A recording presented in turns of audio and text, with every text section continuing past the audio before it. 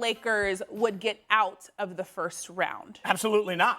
And look, I mean, LeBron can talk all day long about the fact that this is the backside of a back-to-back, but I don't really care about that. The fact is, they were in the situation they were in last night because they couldn't take care of business the night before. If you go in and you handle Utah, you're not in this situation. It took a Herculean effort in the second half for LeBron to even put them back into this game. They were getting blown out, and through all of it, now we have to sit there and look at it and say, well, how are they going to challenge everybody else? The answer is they're not. The teams ahead of the Lakers, shocking news, are better than the Lakers. So we're constantly trying to put them in this conversation when, Harry, they don't belong there because they haven't played well enough, not just last night, but all stinking year.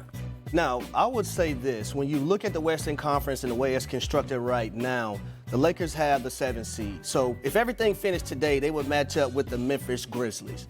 If you look at their record this season versus the Memphis Grizzlies, they're 1-2, right? The group that's constructed right now for the Lakers, when you talk about Anthony Davis, you talk about LeBron James, you brought over D'Angelo Russell, Austin Reeves is playing a lot better at the moment. I think it's possible. Now, is it going to be a stretch? 100% it's going to be a stretch, Fitz. But when you talk about the king, LeBron James, who I know is your GOAT, the greatest of all time in your eyes. 100%. I know that for a fact. You going to tell me you going to count the GOAT out? But here's the thing, though. I think it's very imperative that they got to play through Anthony Davis. There was moments in that ball game last night versus the Clippers when you heard Mark Jackson say it, okay, Anthony Davis is one-on-one. They got to get it to him.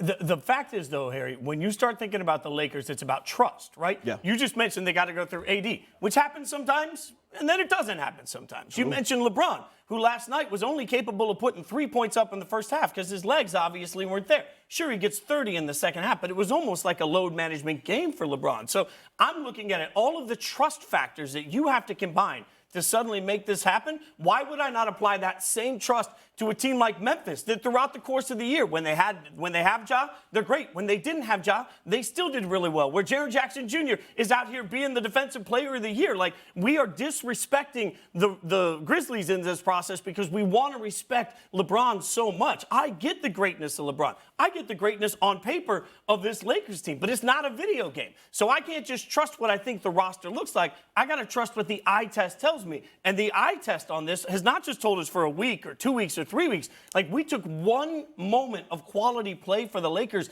and we're trying to turn that into a narrative when the fact is, from the beginning of the season to now, they just aren't trustworthy. Well, here's the thing about the Memphis Grizzlies that worry me. What if they get to a moment where they have the shooting lulls, in which we both seen this season from the Memphis Grizzlies, right? Desmond Bane has been a guy that can shoot the lights out of the basketball, but we know that's one of the deficiencies of the Memphis Grizzlies. Also, Jaren Jackson Jr., I love his game. But what if he gets in foul trouble like we know him to accustomed to be in, right? What if you get into one of those situations? Now, Anthony Davis is a guy that I think, since LeBron James got hurt, he's really stepped up his game. I think he's averaging about 27 points per game, maybe 27, 26. He's done a phenomenal job. Austin Reeves is another guy that stepped out. I'm worried about Austin Reeves, not offensively, but defensively. Because last night, Norman Powell took him to school. Every opportunity that he got. But it's something to be said about the Los Angeles Lakers. And they came off a back-to-back Fitz. And, yeah, against Utah, I blame the Lakers. Because you shouldn't have been in a dogfight with them. The game should have been over in regulation. You had to go in overtime. Now it's crossing over to a game that you need versus the Clippers, and your legs are shot. But I'm not going to sit up here and discredit the king. They call him the king for a reason. LeBron James? Nah, I can't do that. When we started this show, you made a joke about me being the old guy, right?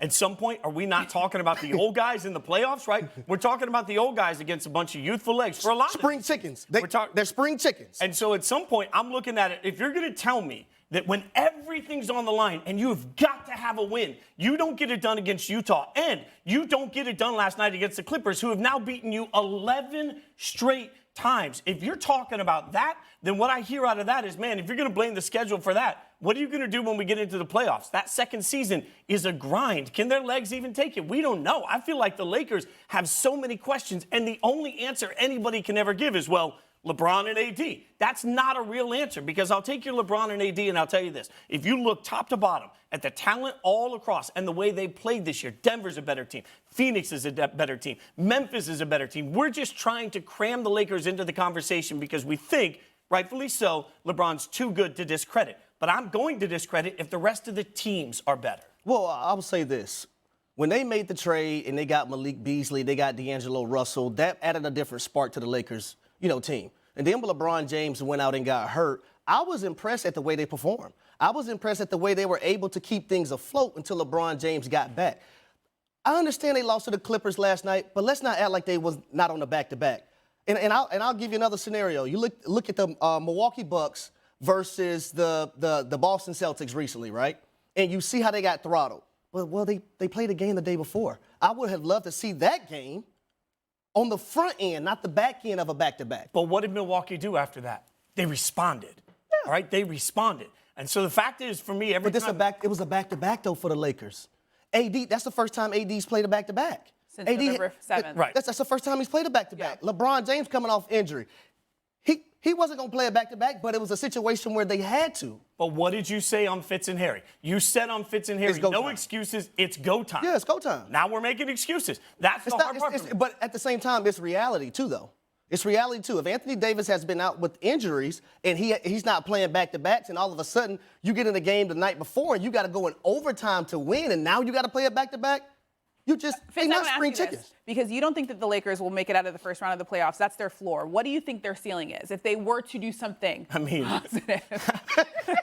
We're just be honest. Okay, so the ceiling here is all of a sudden everything comes up roses, everything's glorious. AD and LeBron go out and be the AD and LeBron that we thought they would be when the season started, and they find themselves in the NBA Finals. I just don't think that's realistic. I think that, sure, every time we look at it, I think that could happen. But also, I could wake up tomorrow and suddenly have the ups I've never had, and I could dunk a basketball, but I'm not going to bank on it. So what's their ceiling in your eyes again? What's their ceiling?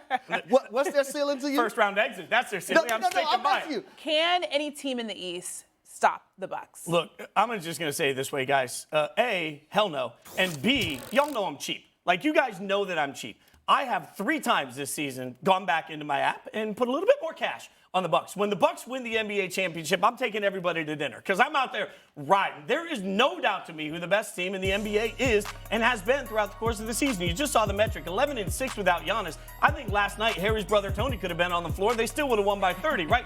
At some point, the best player in the world, Giannis Antetokounmpo, is playing on the deepest team in the world, which right now is the Milwaukee Bucks, who are capable of beating you any possible way they want to. And we've made this wildly complicated because it's boring. The Greek Freak is on a team full of freaks that are by far the best team in their conference in the NBA and will win the NBA championship. I'm confident on that. Well, there is a team named the Boston Celtics who aren't far from where we are right now at Seaport in New York, who made the NBA Finals last year, who has a guy named Jason Tatum and also a tag team partner named Jaylen Brown. Now, you talk about deep teams. Let's talk about how deep the Boston Celtics are. When you have Malcolm Brogdon coming off the bench, you also have Robert Williams to anchor that defense in the middle. There's so much when you look at this team in the Boston Celtics. You got Marcus Smart at the guard position. You got Al Horford, who I think is one of the most underrated players in the NBA right now, because every time the Boston Celtics need a timely 3, Al Horford is right there. So to say, hands down, that the Milwaukee Bucks are that team and not the Boston Celtics, they can't be right there, I think it's crazy, Fitz. Look, listen, I think Fitz has gone a little too far on this one, I think. So I think, Harry, you're right. Here's how you have to look at this. Everybody wants these black and white answers, right, definitively. The Bucks, nobody can beat the Bucks definitively. Truth of the matter is it's more gray area with these two teams because there's a lot of factors they're going to play in. Absolutely, Boston is capable of beating Milwaukee. Now, I picked the Bucks before the season to go to the NBA Finals, and if you ask me to pick today, as we sit here, who's going to represent the East, I'd say Milwaukee. But to say Boston couldn't do it, I think would be dismissing them unfairly. These two teams are headed for the Eastern Conference Finals. We've known that all year long, pretty much, and that's where they're going to end up. Here's the thing with Boston. They've got 2 big-time X factors, I think, that in a 7-game series, that could be the difference makers in Malcolm Brogdon and Derek White, because you're talking about 2 guards that are capable of not only having huge scoring quarters, or segments of games where they can go off and give you 10 points in a short amount of time. They also can run the show. They can run ball screen. They can take care of the ball. They can defend, both of those guys, multiple positions on the other end of the floor. So to have that kind of versatility on your team at the guard position is huge. And they had Derek White a year ago and they went to the finals, but now they've added Brogdon, so they've gotten even deeper at the guard position to take pressure off of Tatum and Brown, who at times can be a little bit iffy with their ball handling and decision making. So Boston has all of the pieces in place. I just, at the end of the day, if both teams are healthy, and by the way, that's a factor because Chris Middleton went down again last night, 8 minutes into the game.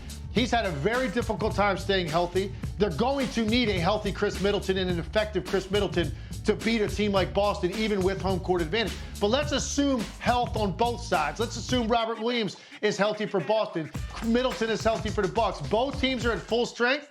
Yeah, I think Milwaukee has the edge because of Giannis and the number of ways that he can win the game for you.